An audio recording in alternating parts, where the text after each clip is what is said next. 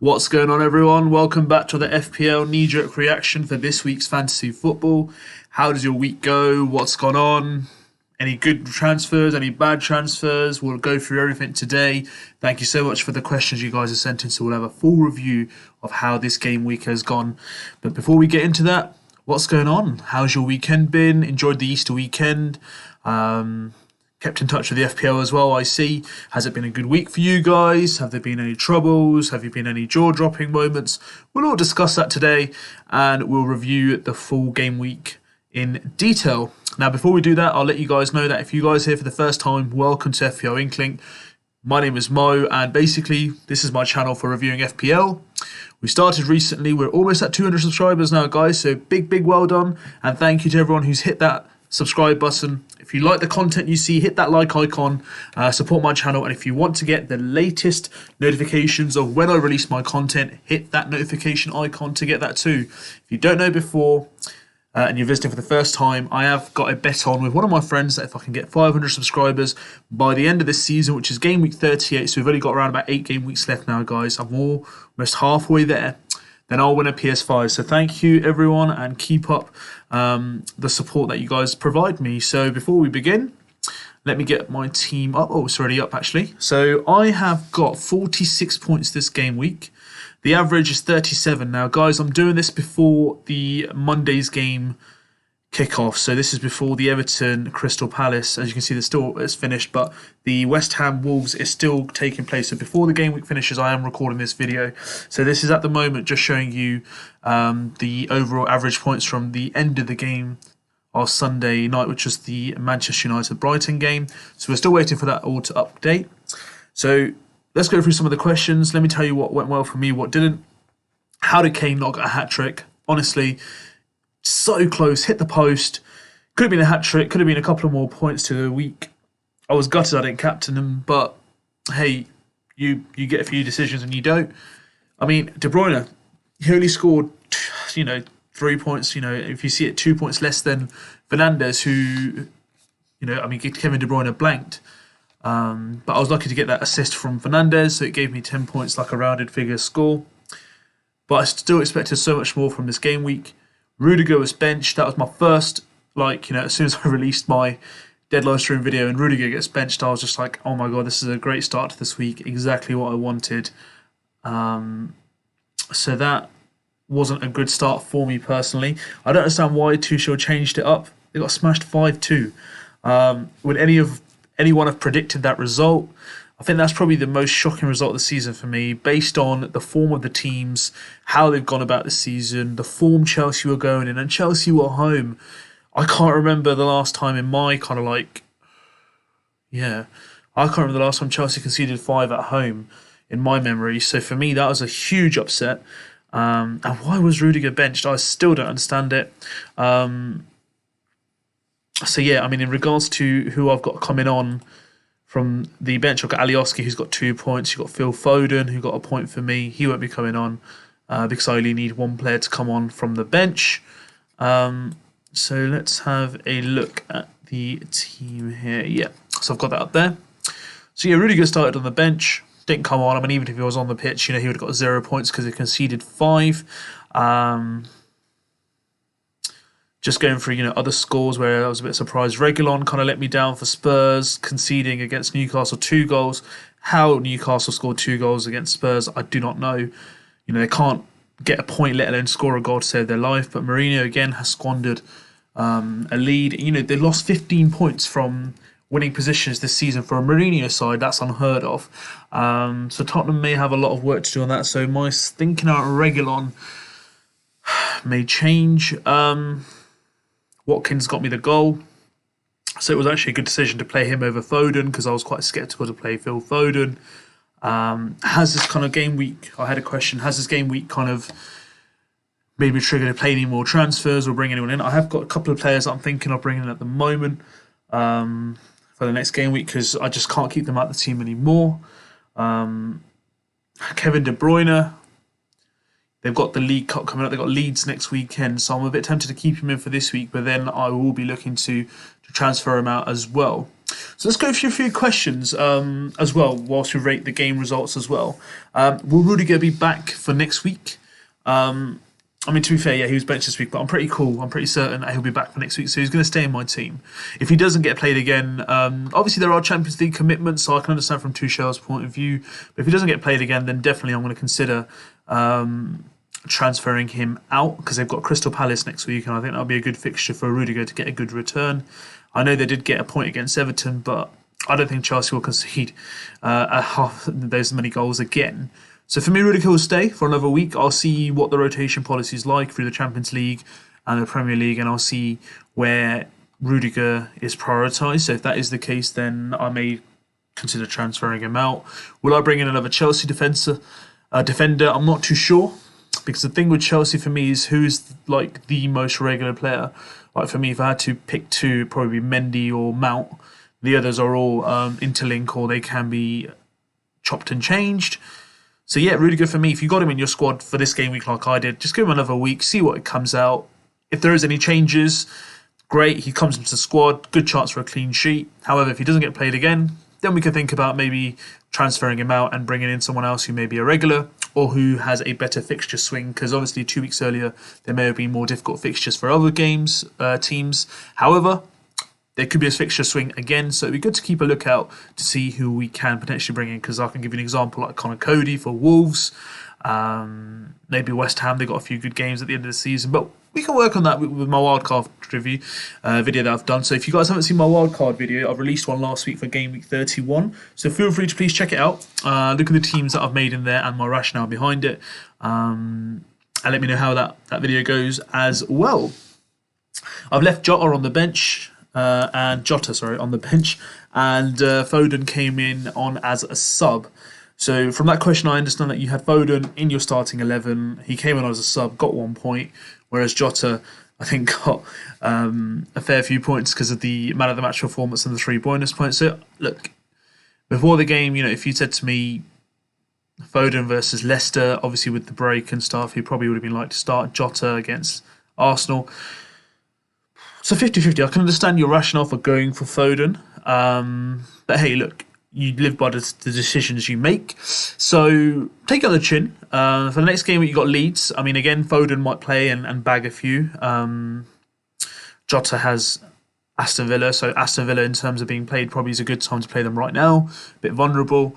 With that Grealish as well. I'm not sure if he's going to be back for that game or not. But it's going to be worth seeing, how they play and what kind of performance they bring against the champions. So yeah, I mean, don't be too disheartened. Look, if you've got them in your squad, now it's the time to start planning ahead, because Liverpool got some really good games coming up.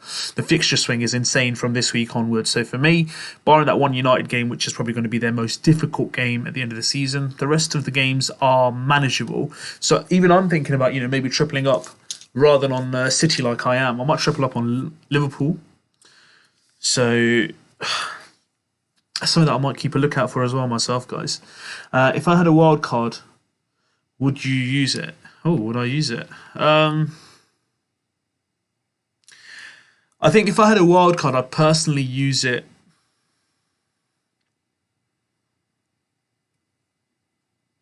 I'd use it after the game week of, I think it's game week 32. Now, the reason why game week 32, I think Southampton and Spurs play, so it's a double game week for them. So as you can see from my team, I have 6 players from that fixture. I would let that run by because I want to use those 6 players in that fixture, and then I'd make a wild card. And my wild card would be I'd look to get 3 players in from Liverpool, 3 from, maybe not 3, maybe 1 or 2 from Wolves, because I think they've got some really good fixtures in there. And I might look to get a few West Ham players in, maybe 1 if not 2. So I'm looking at the fixture swings that look good. Arsenal, I was tempted about 2 weeks ago, but after looking at their last or previous couple of games, I'm not too keen, to be fair. Aubameyang was someone I was looking out for. There's a few other players, but Arsenal are injury hit now. So you've got players like Tierney, who's been one of their players of the season, is injured. Not sure how long he's out for. You've got David Luiz, who's pretty much out for the season. So yeah, there are squads that I'm looking at. So if I had to play the wildcard choice for me, it will be game week 32, because then after there will be the League Cup final, and I'll probably look to move away from City assets. It might not be the best decision, but looking at the fixture swings, I think pretty much everyone's going to follow the same suit. So we might all end up having loads of Liverpool assets. So Mane, Jota, Salah, Firmino, Trent, Robertson, Alisson. There's a lot of players from there that we can actually look at to target. So you might see a lot of shift from City ownership to Liverpool. So for me, it would be game week 32. So I would hold on for another week or so. Let that Aston Villa Spurs fixture be played. And then I would take my pick, because also then you will have these Champions League games, the 2 legs of the quarterfinals being played as well, which will get out of the way, and then it will allow teams to kind of play less rotational games, or teams will have less fear of rotation. So I think that's a good time for me. So game week 32 would be mine. I wouldn't play it this week personally, because I don't think there's many great fixtures to look forward to next week in terms of swing or basically where you can maximise. There's some quite difficult fixtures in my opinion, so I think this isn't the best week to play the wild card. Will Kevin De Bruyne be rested against Leeds? Good question. I mean, I don't anticipate him to be, but if you look at it, they got a really. I think the result of the Champions League game will kind of determine how long or will Kevin De Bruyne start on the weekend against Leeds. I think pretty much the league is done and dusted, so I think Pep can breathe a sigh of relief in regards that even though United won last night, I just don't see any kind of catch up in terms of the league. However, let's say tomorrow night Man City midweek they beat their Champions League quarterfinal, they win comfortably in their game. I honestly, if they win by 2 goals or more, I think Kevin De Bruyne will start against Leeds. However, if they are drawing or if they're losing, there may be a kind of debate to rest Kevin De Bruyne, keep him fresh for that game. So it's entirely dependent for me on that result. I mean, we had that one game that he was rested against Fulham, and everyone's now thinking he's a risk of rotation, where he clearly is, because they're full of abundance of talent, and Pep is not shy of dropping big players, as you guys know. I think Kevin De Bruyne is the captain, and he brings a lot to the team. Even though he got 3 points this week, he hit the bar. He played a sublime pass for the second goal. Didn't get the assist, but that literally opened up the whole Leicester defence. He was a man of the match on TV broadcasting. But obviously the FPL works differently, so he didn't get the bonus points in terms of the match play. But if you watch the game closely, he could have so easily have had more than 3 points. He could have clearly got 8 to 9 points, maybe 10 points this game week, and he could have been 20 points if he was captain, obviously doubled. So yeah, against Leeds, I don't see a reason why he can't play. It's going to be an end-to-end game, because both teams like to go for each, whenever they play the game, they like to go for the opposition. So it'll be an interesting game to watch. I'm going to keep Kevin De Bruyne in if he's rested. Just something I'm going to take. He's probably going to be one of my first choices for captain from my team at the moment. But you never know, I could change my decision. But yeah, I'd have Kevin De Bruyne as captain, based on the fact that Fernandes is playing. I think United are playing Spurs, if I'm not wrong. Yeah, so United are playing Spurs. So that'll be something that I'll be looking forward to in regards to who will be my captain. So Kevin De Bruyne, I don't think he'll be benched unless there's a disastrous result midweek for the Champions League. Is double game week 35 true? Not sure if I was to use my wildcard yet. So I'm not sure about 35. I've heard of 36. Again, is it too late to play a wildcard? Has the fixture swings gone? I think that'll be personally too late. I think if you're looking to play a wildcard, maybe 31, 32 will be a good time, because they'll be able to see the swing of fixtures. So I wouldn't leave your wild card that late unless you're absolutely satisfied with the team you have at the moment. I would leave your team as it is if you're satisfied. If not, then play a wild card now. Don't save it for that long, because I don't think it will be worth playing it at that late stage unless you're fully content with your squad at the moment. Jota or Lingard? If I had to choose between the two, I'd go Jota because of the fixtures that Liverpool have coming in the last 8 games. However, why not both? That's something that I'm considering bringing in for next game week. They've been absolutely phenomenal.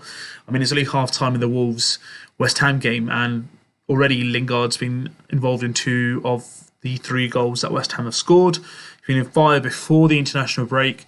He wants to make a stake a claim for the England squad for the summer, and I think the way he's playing, there's a reason for him to have, a claim to be selected.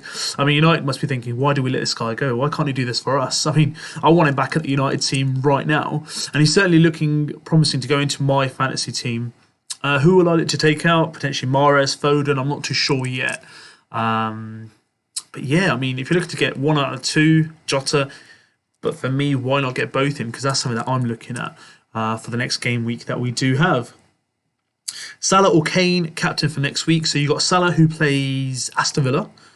And you've got Kane who plays Manchester United. Now, Manchester United in the reverse fixture lost 6-1 to Spurs at Old Trafford.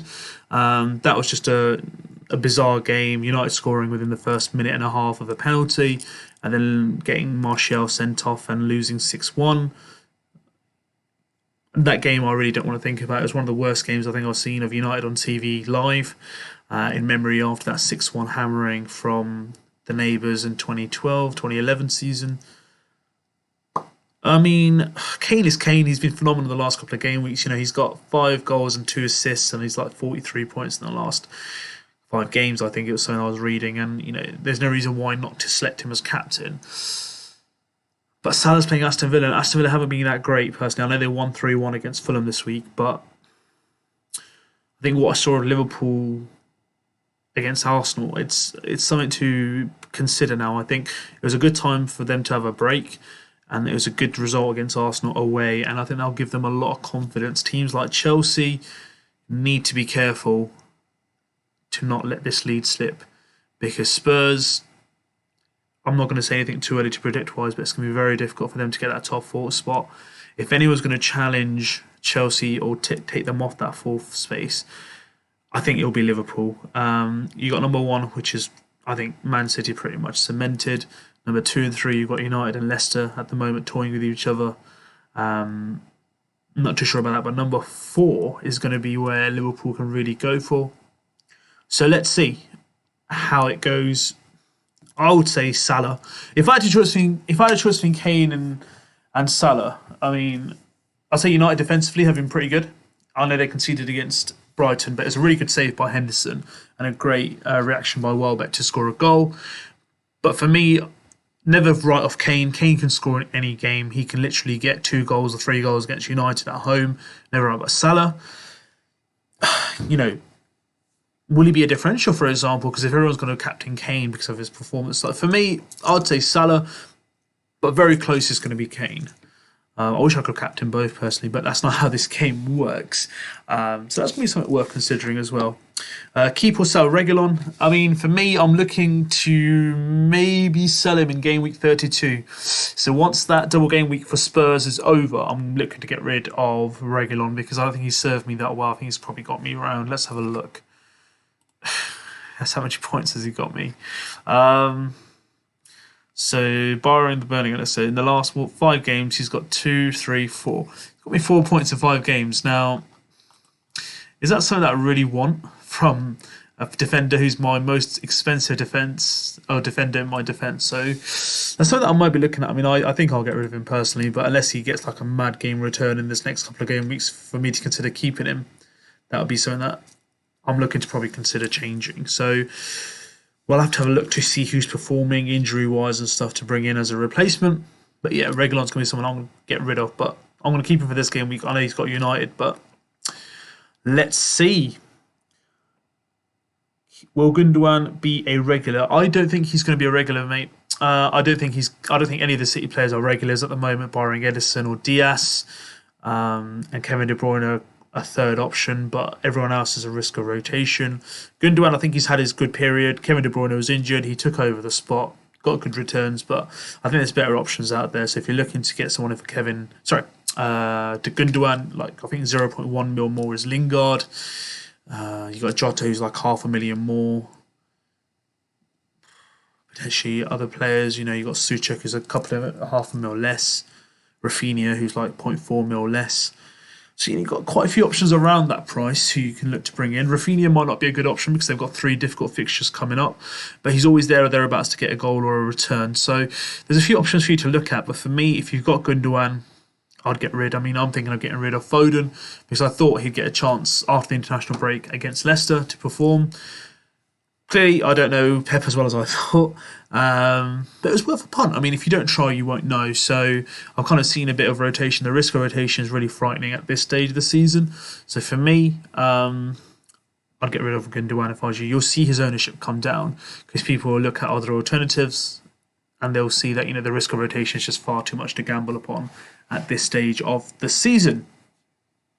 I'm playing my wild card. Is it time for me to triple up on Chelsea?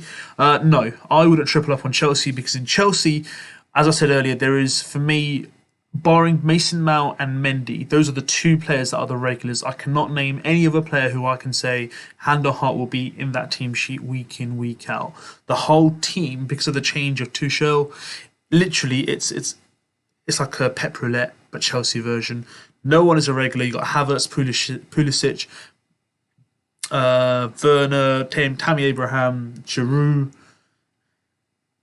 Jorginho, Kante. It's far too much rotation. Even in the defence, you got Rudiger, Christensen, Alonso, Chilwell, Reece James. You just can't pick Azpilicueta. You can't pick who's going to be the first team choice. So don't triple up on Chelsea. I would definitely triple up on Liverpool. If you are going to triple up on any team going into the last 8 games with your wild cards remaining. So that's my tip for you. The next question I have is, which 2 out of Bruno, Salah and KDB would you have for the last part of the season? Now, I've got De Bruyne and Fernandes.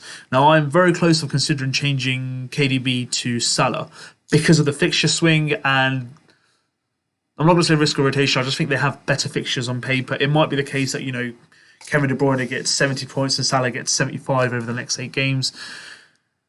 But I just think, it might not be much between them two, but I'd rather have Salah and Fernandes going into the last 8 games of the season. Do I regret getting rid of Salah? No, I don't. So when I got rid of Salah was after the Tottenham game. And since that Tottenham game, I don't think he's, barring the last game where he scored, I don't think he's had many games where I kind of thought, oh my God, I don't have him. So it's not been a regret for me. I think I got rid of him at the right point, but I think I may regret it if I don't get him back into the squad soon enough. And he scored last week, and if he goes on a really good run of form now, that's something that will concern me personally. Keep Aubameyang or transfer him out for next week? I got rid of him last week. So for me, I'd get rid. I haven't seen any spark from him. I don't see Arsenal having any spark when he's in the team. They actually played better without him in the Spurs game where they won.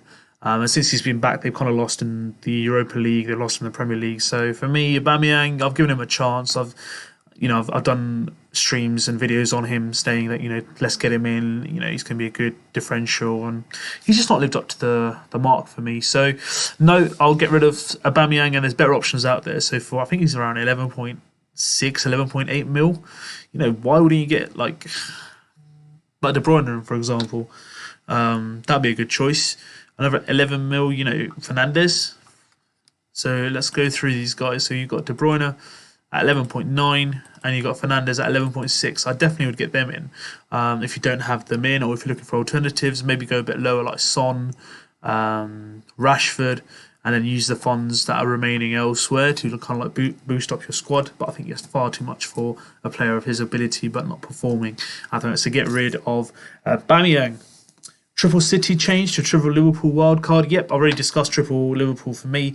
I wouldn't keep triple City for now. I think I'm getting round the idea of maybe not having that many City assets, or maybe not having any City assets now. People might be going, whoa, what's going on here? But guys, have they run their course? Is there going to be a risk of rotation end of the season? Is it worth punting on it? I don't know. I mean, do they have friendly fixtures? It's again to be seen. I might bring in some defenders from City, but attacking wise, I'll definitely go triple Liverpool at the moment. The final question, Iheanacho for Bamford. I wouldn't go for Iheanacho personally over Bamford because Bamford is on penalties and he's a regular. Whereas Iheanacho wants Barnes and Maddison's already back as well, who's come back. So will he be a regular? I'm not too sure. They've got some difficult fixtures here for Bamford, City, Liverpool, United. But then after that, look at that green and grey. So you've got Brighton, Tottenham, Burnley, Southampton, West Brom. And I think even in like the bigger games, he will be a hot favourite to get some returns for Leeds. I wouldn't write Patrick Bamford off at all. He's owned by around 40% of managers, you can see, and he's a great player. 158 points. He's been an absolute bargain this season. I think he's been the bargain of the season personally. I'd like to see what his price will be next season as an attacker, but yeah, no, don't get rid of him for Iheanacho, because I'm not too sure if Iheanacho's going to be a regular. It's going to be a risk of rotation. That's something to keep in mind once Leicester get all their kind of like attacking players back. So for me, stick with Bamford, first team choice. Difficult fixtures, yes, but he's on penalties as well, so he's very good at getting assists as well, as you guys can see. We're one of the highest assist makers in terms of the forwards this season. So that's my knee-jerk reaction for you guys. How's your week been? Have you guys gone up or down? I've stayed roughly the same, so I've just gone down by about, I think, 100,000. But I was above average so far. I know there's 2 games to go in this game week. So I should be around the average mark for this game week itself. It hasn't been great for me personally, but, you know, basing it on the fact that what happened of this game week, I'll take that. It could have been far worse if I didn't have Kane and Bruno. But that is what is happened so far, so I'm pretty hopeful to get a better return next week, and that was my reaction for it. Not too great personally, but not too devastated either. It could be far worse. Once again, thank you everyone for supporting me on YouTube. Thank you for joining the league, which is at the bottom left, for FPL Inkling. Thank you so much for all your kind feedback on the YouTube channel, Twitter, and my Instagram. It's absolutely appreciated for all your feedback, and your questions are absolutely highly appreciated when I get back to you guys. So I do apologise if I get back straight away, but I do my best to get back as soon as possible. Let me know how it all went, guys. Comment in the below comments for the video if you like this video that I've made. Subscribe to my channel if you haven't subscribed. Help me get close to that 500 or get past that 500 mark to win that PS5. Hit the like icon, hit the notification icon if you want to see more of me. And I'll see you guys with more content this week, which is going to be like the top 5 picks, captain choice and my team selection, and the deadline stream, which will be before the game week starts next week. Have a lovely week, guys, and I'll see you guys soon.